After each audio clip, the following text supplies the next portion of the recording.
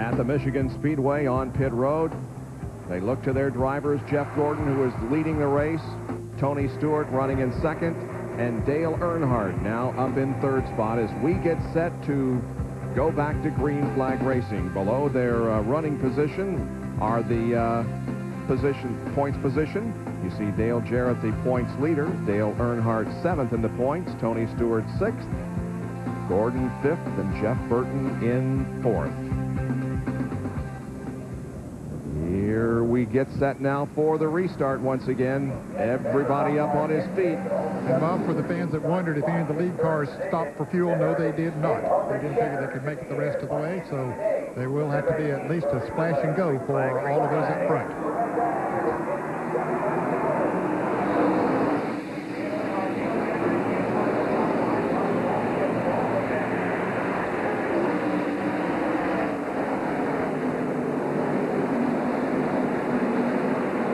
Earnhardt trying to look on the inside of Stewart. He's trying to look on the inside of Ford, and Tony Stewart has a lead off too. Well, we have talked about how that car works down on the inside, and he just got a run down on the bottom of the racetrack. Here comes Earnhardt trying to get around Jeff Gordon, taking over second place. Here comes Jarrett to the inside of Jeffrey Bodine, who is a lap down, 21st with 20 cars on the lead lap. Tony Stewart led a lap earlier. While pit stops were being made, Tony now has the front position once again. He started back in 37th position, has been as low as 38th, but now is the leader. Here's John Kernan with more. Bob, just as Tony Stewart came through the trial, we'll hear he radioed to the crew and he said, "Hey guys, how does this look?" And Greg Zipadelli radioed back and said, "It looks beautiful, baby." Tony Stewart 6th in the point standing since 1958, when the Rookie of the Year was first selected. The highest finishing rookie was in 1966 when James Helton finished second. Only 5 of the 41 rookies of the year have finished in the top 10, 6 rookies in all. The last driver to finish in the top 10 was Jody Ridley in 1980. Bill Weber has more on Jeff Gordon. Well, it's a frustrating ride right now for Gordon. Loose, loose, loose. And what he told Ray Evernham under caution is that the car is good at the beginning after they change tires, but as soon as it heats up, the right rear starts to go away, the grip starts to go away. The clouds will help them a little bit, but not much. Gordon's not very happy with his car, but he's not the only guy out there complaining about it. And they talk about the clouds. They're over about 60% of the racetrack right now. This portion we're in now is a shaded area of the track. Only halfway through turns 3 and 4 down to the start-finish line is under the sun. Now, what do you think, BP? Here's Tony Stewart, who's in his rookie season here, and he's been driving race cars for a long time. He probably idolizes Dale Earnhardt. What do you think he's thinking about as he looks in his rearview mirror? I don't know, Bob. Would he want to see Jeff Gordon? Would he want to be Jeff Gordon or Dale Earnhardt? Maybe Earnhardt would be the guy, but here goes Earnhardt for the lead.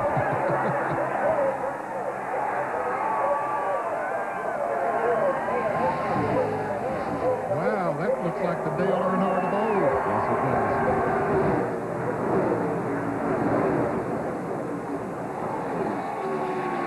Well, he's good at this racetrack, or at least he was in the IROC race that we televised for you earlier this year.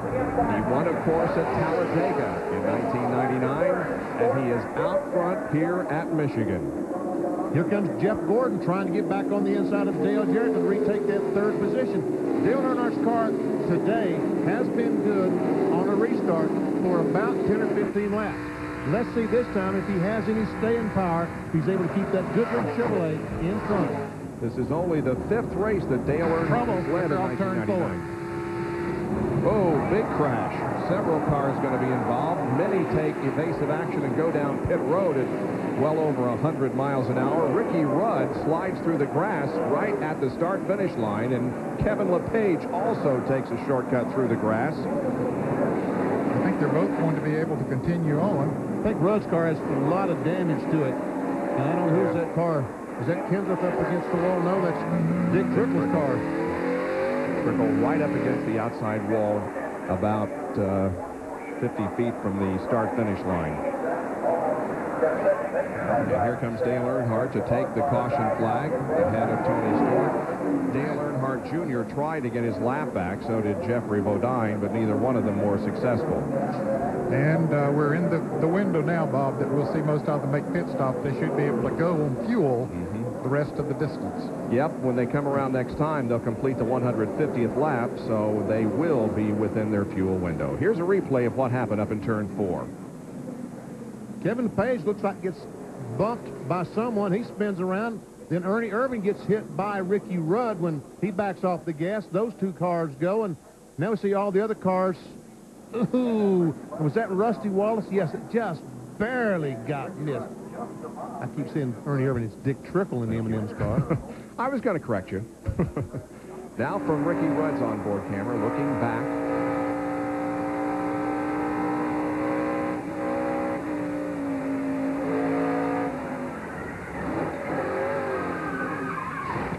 He didn't get hit from behind. I thought someone ran the back of Ricky Rudd, but he did not get hit from behind.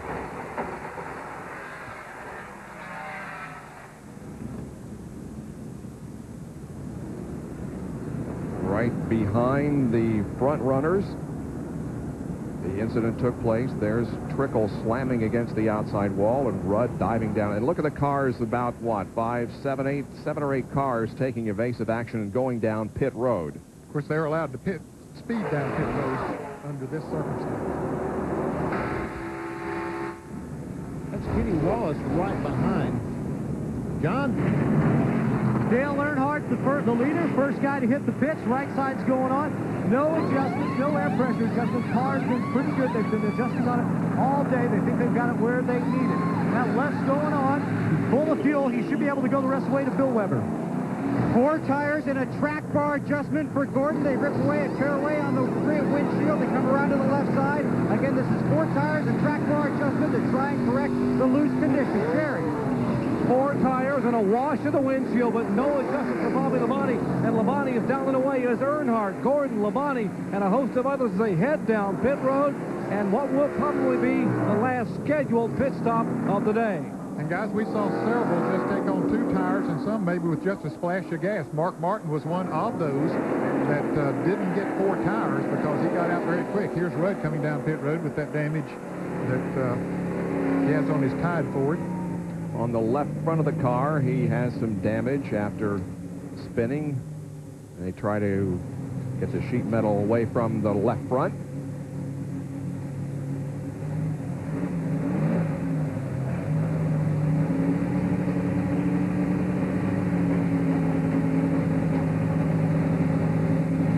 See him working. I don't know what they're trying to do. They're trying to get the sheet metal away, but looks like he had some pretty serious damage there. Maybe not. Hopefully not. Ricky had a good run going here today. That's going to ruin his day. But we have a really good race going on here. This is the incident that also involved Dick Trickle, Kevin LePage, and others that have brought out our 5th caution flag on the afternoon here in the Pepsi 400. We'll be back with more of our live coverage here on ESPN in just a moment.